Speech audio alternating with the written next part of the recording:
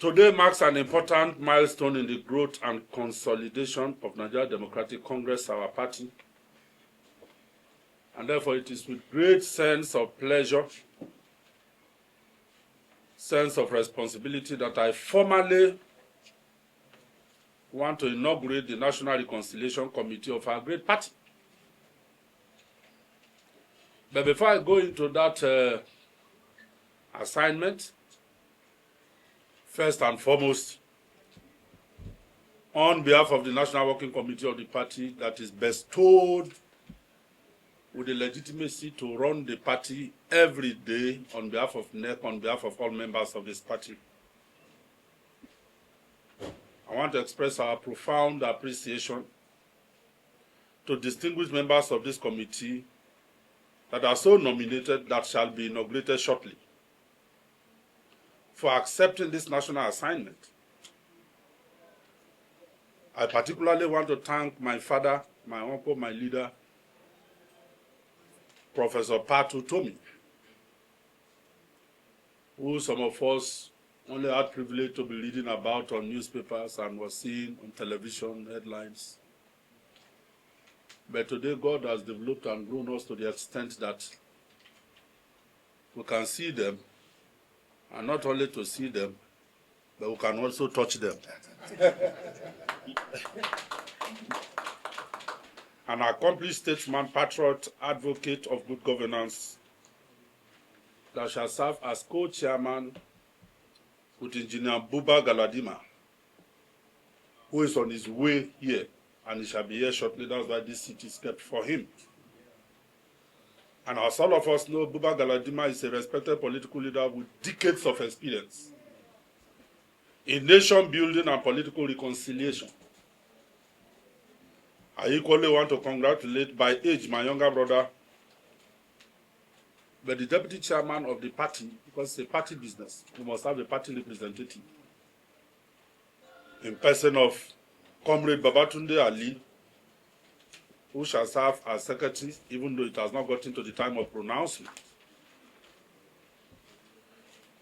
But let me say this preamble: the Nigerian Democratic Congress is a young political party.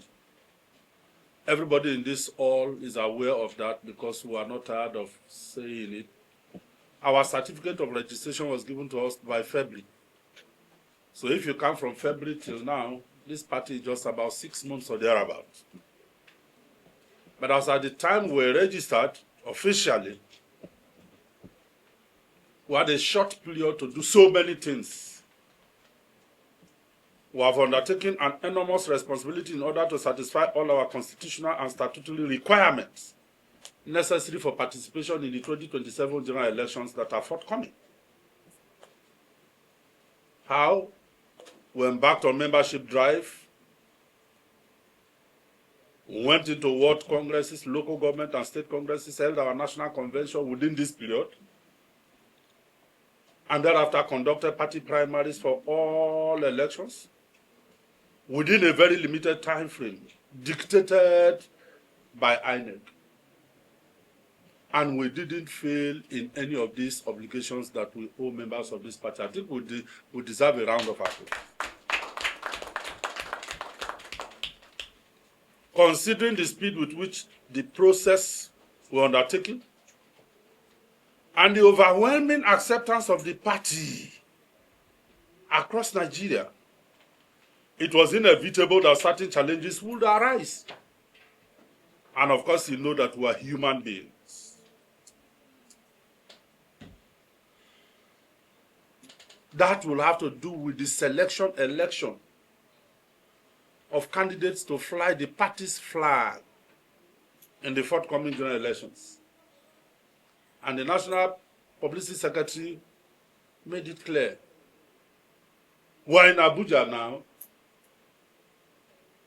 and it will shock you, as it is not strange to anyone that is here that have followed NDC, that AMAC alone had 23 aspirants. 23 aspirants eminently qualified, fulfilled all obligations that the party put out. Somebody should get up for my woman leader to sit down, please. A young person should get up for national woman leader to sit down. Please. And you know, just as the National Publicity Secretary said, 23 people asking for one ticket. And we cannot hear that ticket to share among 23 persons. So myself that is seated there now and with other NWC members had a responsibility to give the ticket to one person. And having done that, you know that we would have made 22 enemies. That is the beauty and the irony of sitting on this side. It will be very easy to judge on the other side when you are seated on the other side. It is only when you come over to this side and start to decide people's destiny that you know how difficult it is. If it is with God, all things are possible. But not with mortals like us. And not in a political business like ours that has to do with so many desires and ambitions. Seated here, I can see people that were our aspirants, qualified, eminently qualified to fly our flag, seated in this hall on the other side.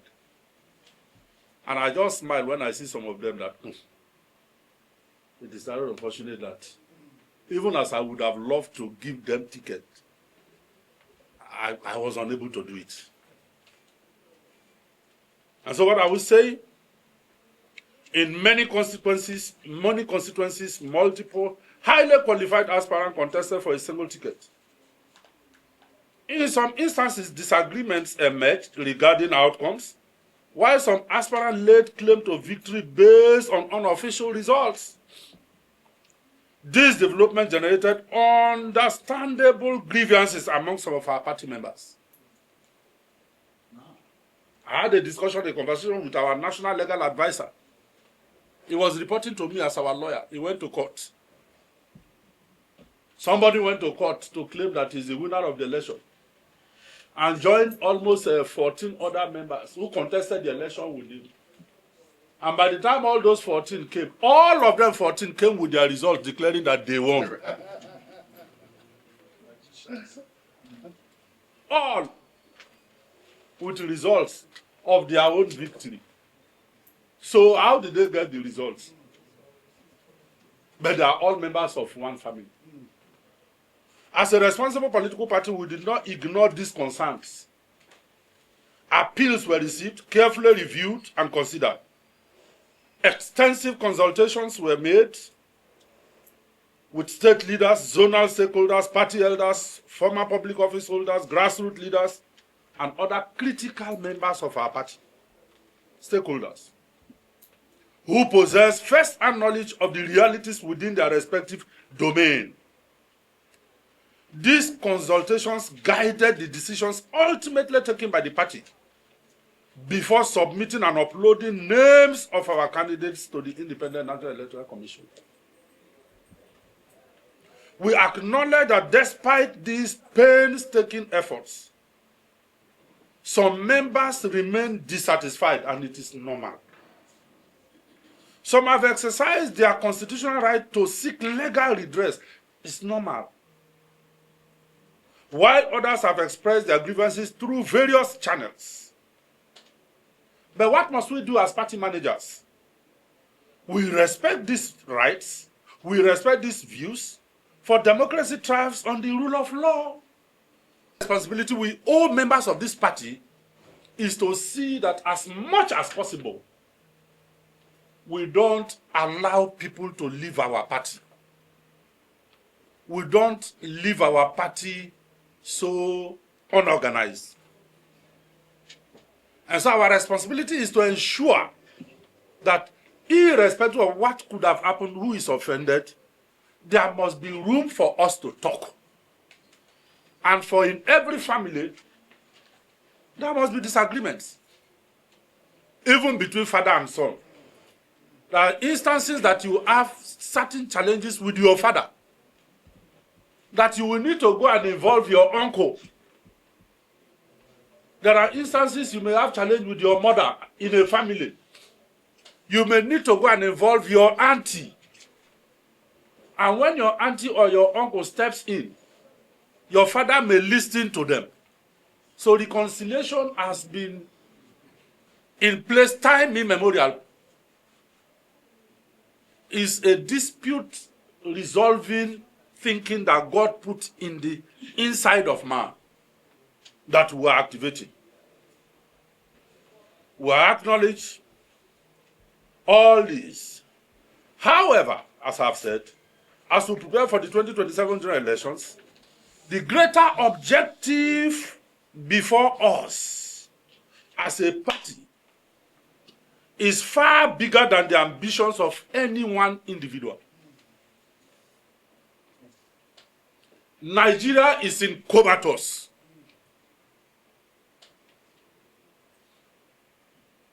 Even the pretenders know that Nigeria is in comatose. Our people cannot go to farm because of insecurity. The economy is bastardized. If you still have a thinking cap, if you still have a head on your neck, sometimes when you close in the day, since you were not kidnapped, think of the people that are in kidnappers den.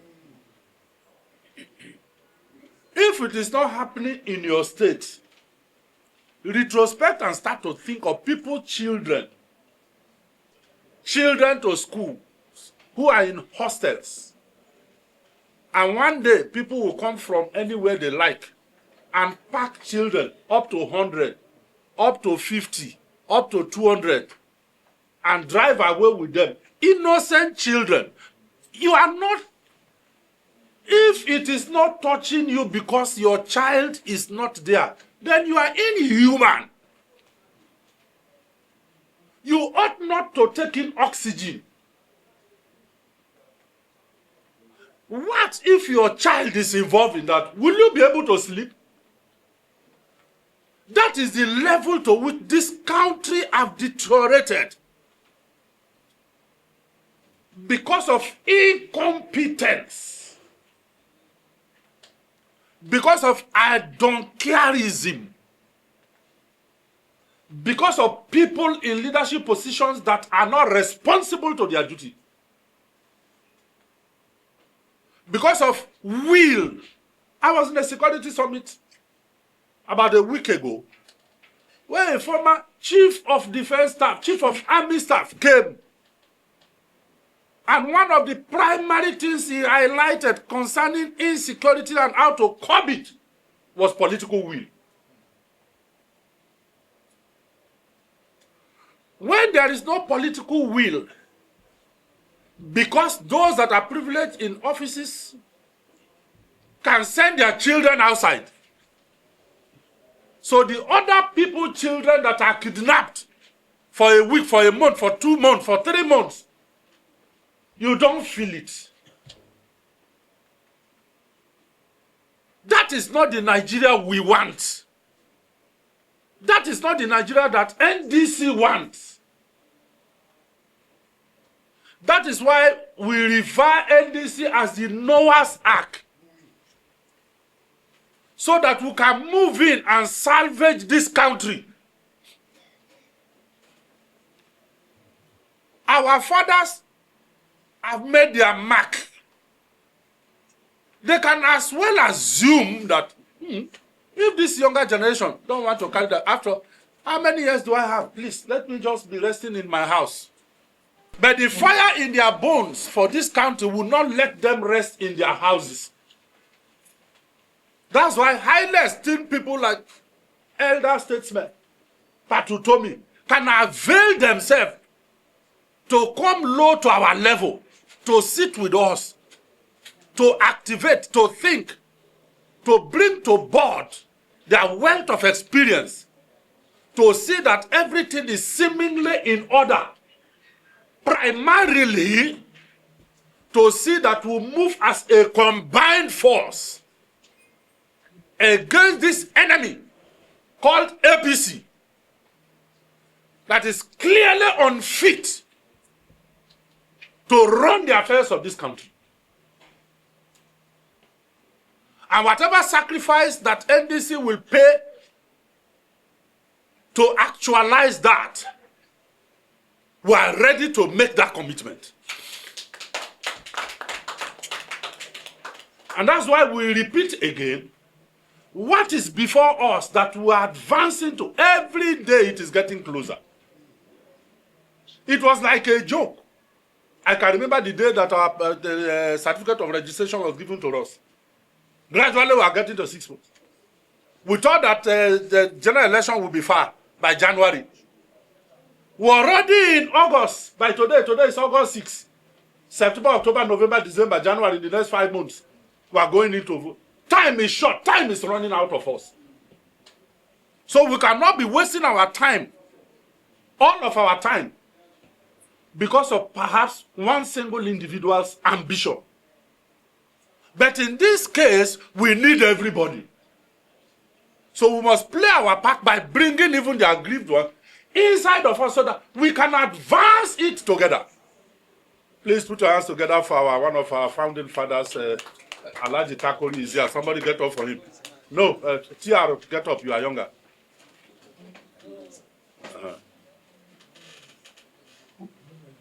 It is against this backdrop that this National Reconciliation Committee shall be inaugurated shortly.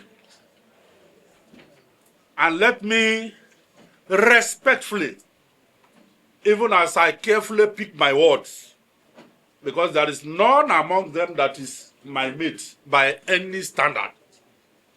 Your assignment is not merely to settle dispute, it is to rebuild confidence. My father, or my fathers.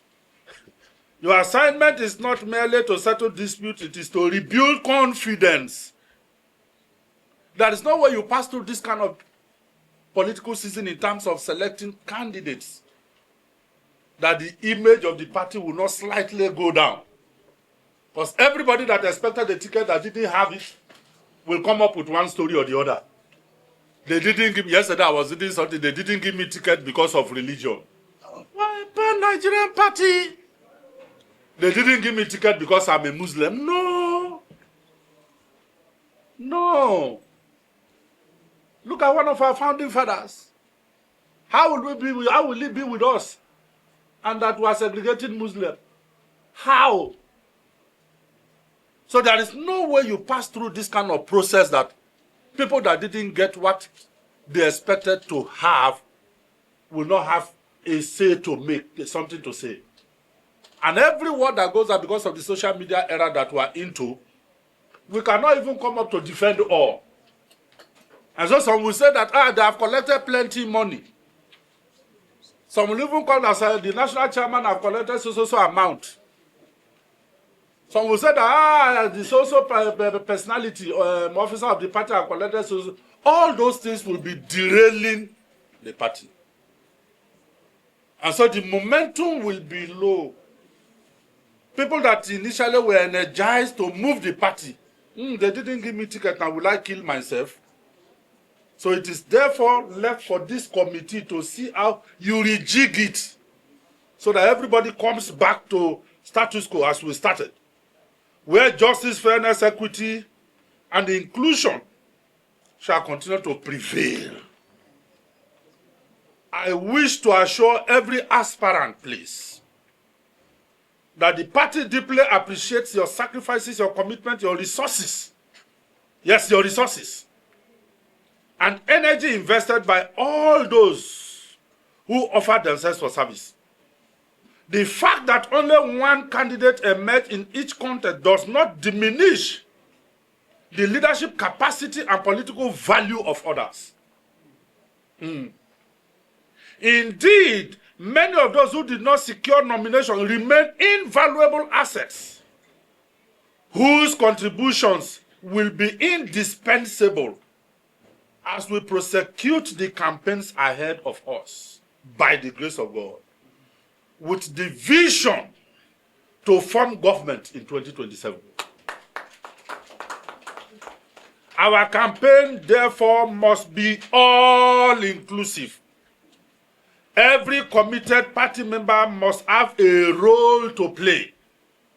Every stakeholder must feel a sense of belonging. We are not fighting for Peter Obi as it were. Peter Obi and Kwankwaso are the symbol of hope that God has given to us in the now. But what we are fighting for is Nigeria. It is only when we know so, we think so, we live so, we act so, that when nobody is watching. I was taught some few years ago. So what is the definition of integrity? Integrity is what you do when nobody is watching you. And that definition entered me. I don't know the definition you have.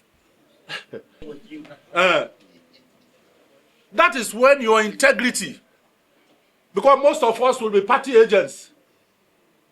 Most of us will be polling unit agents. Most of us may not have resources. We don't have a government house to go and collect money. Government house money is meant to develop the country and the citizenry.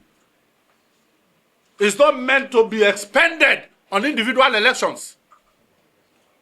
As some are boasting that they have 37, 40, 50 governors, if that is correct.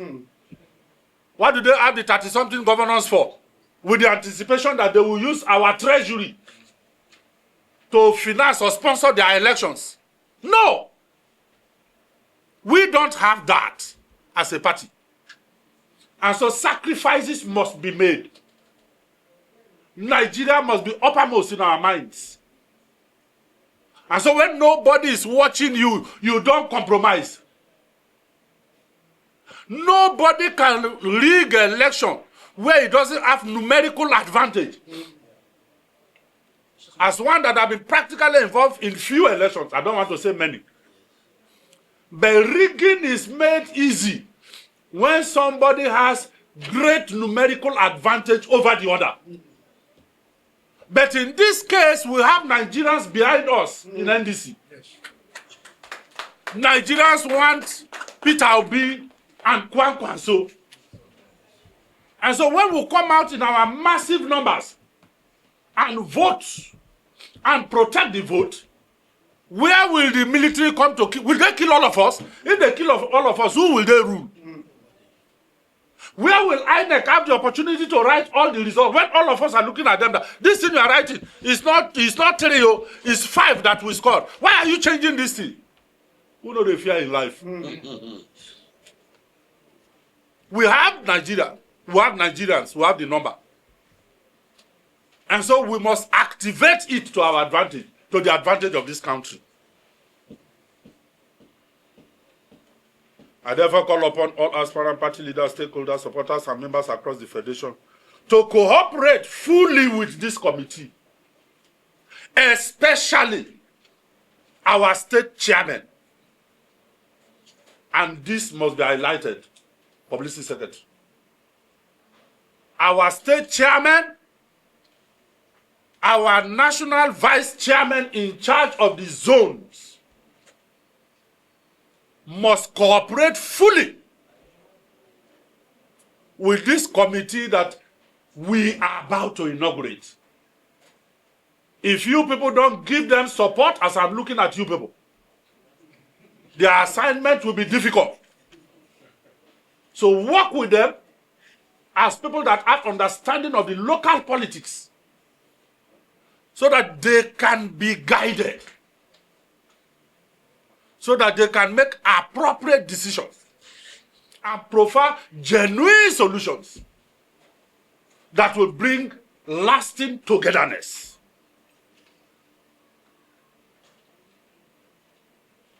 And so, history has shown that political parties succeed not because they never experience disagreements, but because they possess the wisdom and courage to resolve all issues in the spirit of unity and shared purpose and the spirit of sportsmanship. I have, and we have, as National Working Committee and our national leader, every confidence that this committee possesses the experience, credibility, moral authority, required to accomplish this important assignment that is before them. Imagine me asking for a ticket and I didn't get. And somebody like Patutomi and Buba Galadima and our fathers coming to meet me that, yes, by the experience we have, you didn't get it, but that is not the end of life. Also think of this, work together. When we win presidential election, there are so many other things that you can benefit from. And I still say to them that I don't agree with you. That's rebellion. That's unnecessary pride and ego. So we have confidence in this. In fact, we are blessed to have them. And pressmen, that is why we honored them by waiting. For those of you that came early, you should know that this time around, I came earlier than the time because I didn't want to fail you. I knew you people were going to pick on me. So I promised myself that this time I will be on ground in anticipation of our fathers coming. And that's what I did. But you know, they are elder statesmen and they have very principal other things to do for nation building. If I tell you where Elder Patutomi is coming from, you'll be shocked, but he didn't ask me to say it. I will not say it. That will be childish on my part. Same for Buba Galadima. Terms of reference. Number one, to engage and reconcile all aggrieved aspirants, candidates, party leaders, and stakeholders arising from the 2026 conventions. Some are angry, they didn't give me my ward chairman. Some are angry convention, they didn't give me a role to play. Before, some are angry that party primaries I didn't get, or they didn't give to my son, or they didn't give to the person that I nominated. You are expected to do this through dialogue, mediation, and consensus building. Number two, to review complaints and disputes relating to party primaries and candidate nominations. Some might seem repeated, but to leave it at your discretion as elders. Identify the underlying issues and recommend appropriate political and administrative measures for peaceful resolution, without prejudice to matters before competent courts of law. Number three, to promote unity and inclusiveness by recommending practical strategies for integrating aspirants who did not emerge as candidates into the party's campaign structure, governance agenda, and strategic activities. Somebody didn't make it through the party primaries isn't to mean that the person should be discarded. In fact, those are the people that we need to incorporate into our party activities so that having missed out on a ticket, they know that this family recognizes them, this family needs them. Instead, I'm sitting even governorship aspirant, well-qualified governorship aspirant that didn't get ticket from us, but still humble. Even standing in this hall, not even sitting down. And you are looking around, it's me that knows I'm the national chairman of the party. And that's the truth. To interface with state chapters, yes, zonal leadership, elected party officials, and critical stakeholders to strengthen confidence in the decisions of the party and foster sustained cohesion across all levels of NDC. Number five, to submit a comprehensive report to the National Working Committee not later than 22nd. Okay, I can give you to the end of this month, except you ask for more. Not forgetting that official campaign timetable is for 19th of, so most of these things, you will travel a lot. That's why we have the zonal set to you, so that we'll get report and factor people in before we go into the full-blown campaigns after 19th together as one family. So officially, 22nd of August, but I can use my powers to increase it to 1 week thereafter. And if you still need time, which I know you will not ask for, we'll discuss about that. On behalf of the National Working Committee and the entire membership of the Nigerian Democratic Congress, I, distinguished Senator Cleopas Moses, the National Chairman of the party, and also standing in this capacity on the behalf of the national leader of our party, His Excellency, Distinguished Senator Henry Serake Dixon, also standing in for our party's presidential candidate, Mr. Peter Gregory Obi, and also standing on behalf of our vice presidential candidate, Engineer Dr. Musa Rabiu Kwankwaso, I hereby formally inaugurate this National Reconciliation Committee. And I hand over to you, Mr. Chair, the appointment as National Chairman, Co-Chairman, and members of the National Reconciliation Committee, sir. Thank you, my father, sir. Thank you very much.